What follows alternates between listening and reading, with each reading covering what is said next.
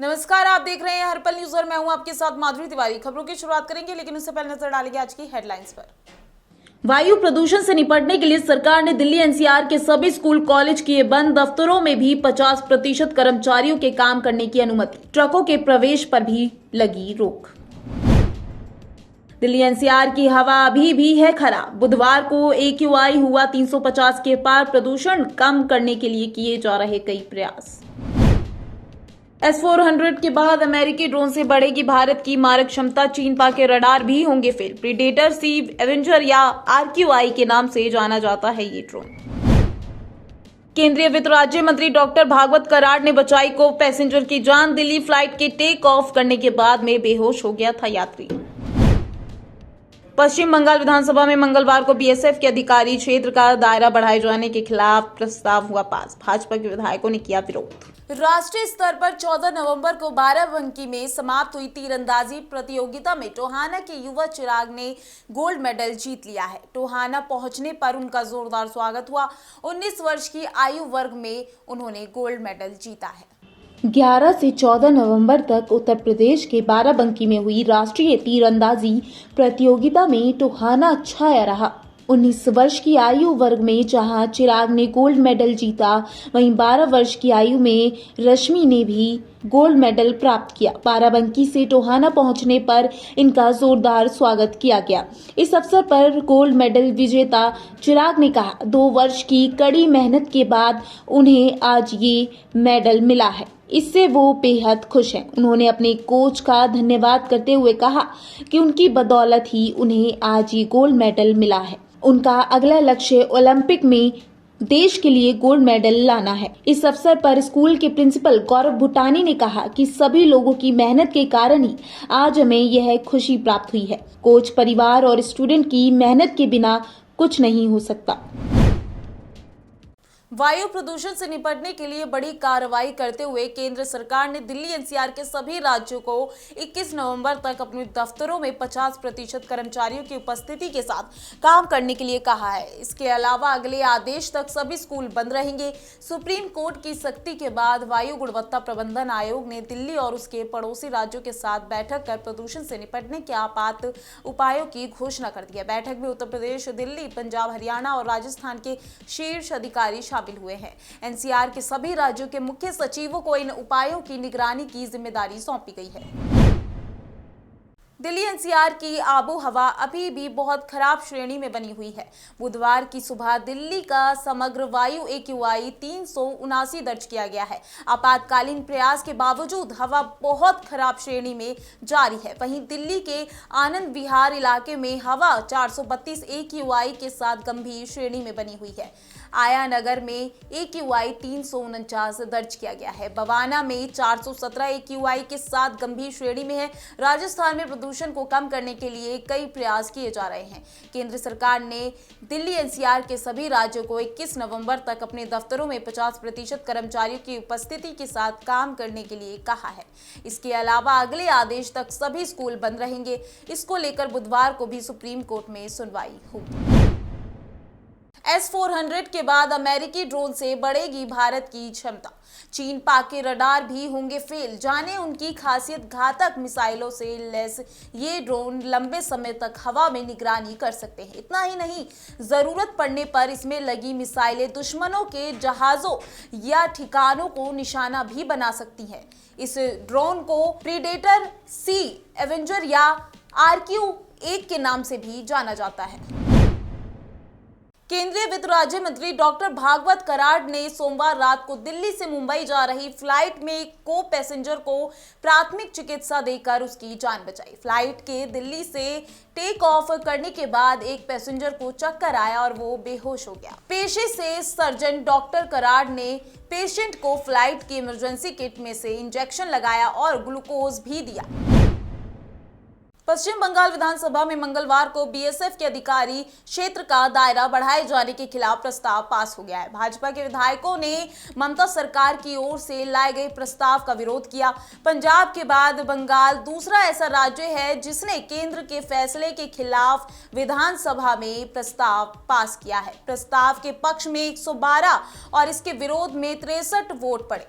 विपक्ष के नेता शुभेंदु अधिकारी ने कहा कि बीएसएफ जैसे फोर्स के खिलाफ इस तरह की भाषा का इस्तेमाल पूरी तरह से अस्वीकार्य है।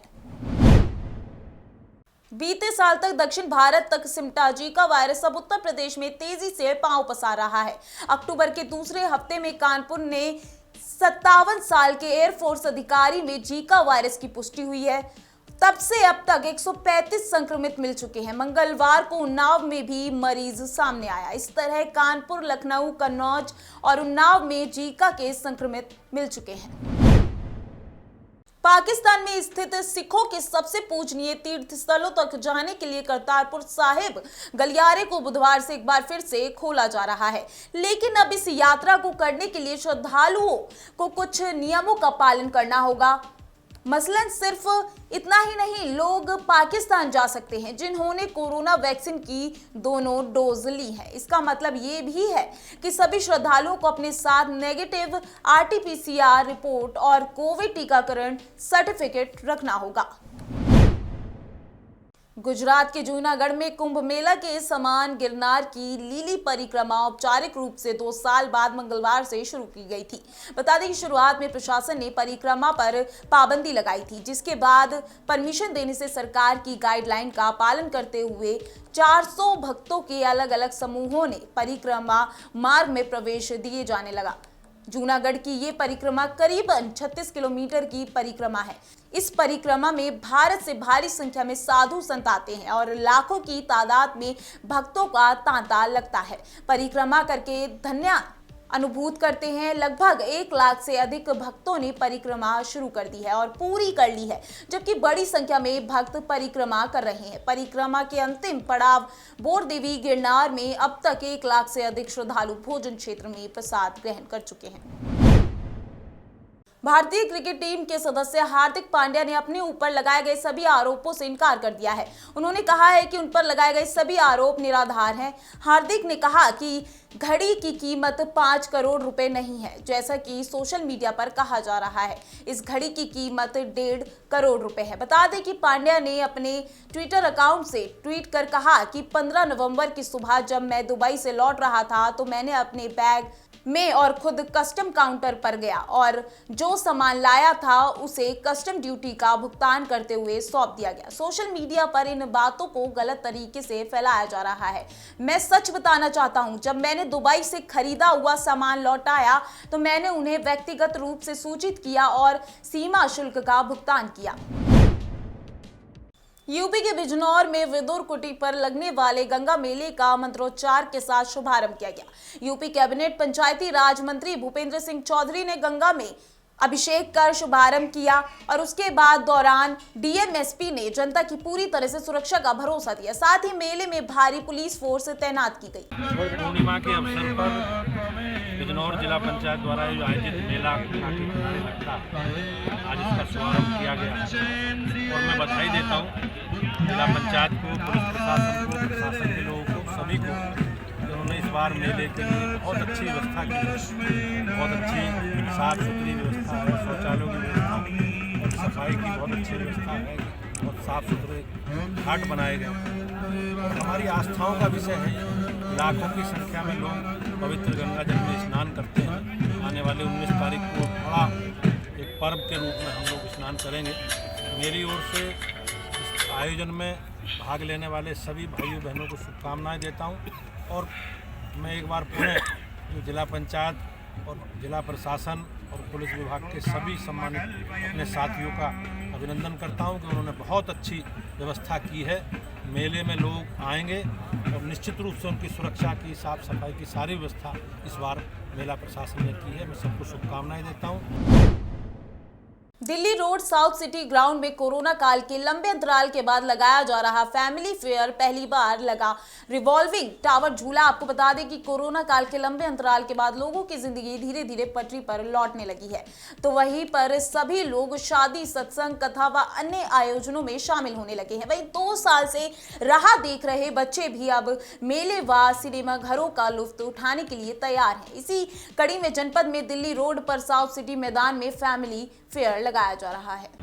मैं मोहन राणा सहारनपुर वासियों का स्वागत करता हूं और ये हमारा लॉकडाउन के बाद पहला मेला है सहारनपुर में और सहारनपुर की जनता से गुजारिश है इस मेले में बढ़ चढ़कर हिस्सा लें और अपने बच्चों के साथ आएं और पूरा एंजॉय करें। क्या स्टॉल लगाए गए? इसमें हर तरह के कंज्यूमर गुड्स, हर तरह के आइटम हैं जो ऑलरेडी ट्रेड फेयर में लोगों ने देखी हुई हैं। तो बच्चों के लिए झूले की बच्चों के लिए अलग अलग झूले हैं और कुछ झूले ऐसे हैं जो सहारनपुर वासी शायद पहली बार देखें। इसमें एक रिवॉल्विंग टावर है जो सहारनपुर में पहली बार ही है। फिलहाल के लिए आज की खबरों में बस इतना ही। देखते रहिए हर्पल न्यूज़। नमस्कार।